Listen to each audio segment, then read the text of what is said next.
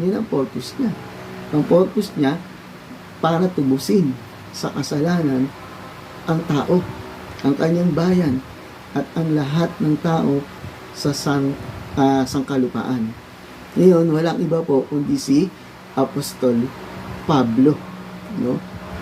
Si Apostol Pablo po ang pangunahing tagapangaral patungkol po sa grace. Kaya nga po yung Book of Romans, from Book of Romans up to Philemon, ito po yung mga sinulat ni Apostol Pablo. No? At karamihan po dyan ang kanyang pangangaral ay patungkol po sa grace. Sa grace of God. No? Yung Book of Hebreo, probably siya din naman po ang may sulat yun, pero mixed teaching po doon ang nakapaloob. Meron pong grace at meron naman pong law. Para po mas maintindihan natin sa mga susunod, pag-aaralan po natin yan. No? Hindi ibig sabihin na pinaghalo ang kautusan at ang biyaya. So, kasi titignan po natin kung sino po yung kausap ni Apostol Pablo, kung kailan ito sinulat, at kung para kanino po ito sinabi.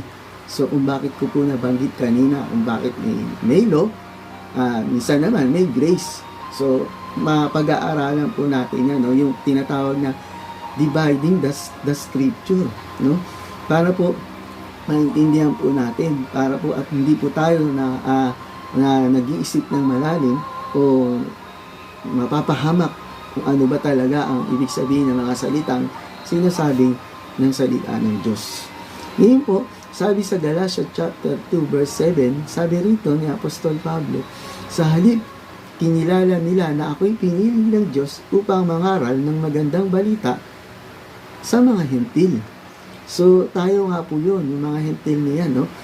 At tulad ni Pedro, na pinili naman upang mangaral ng magandang balita sa mga Hudyo.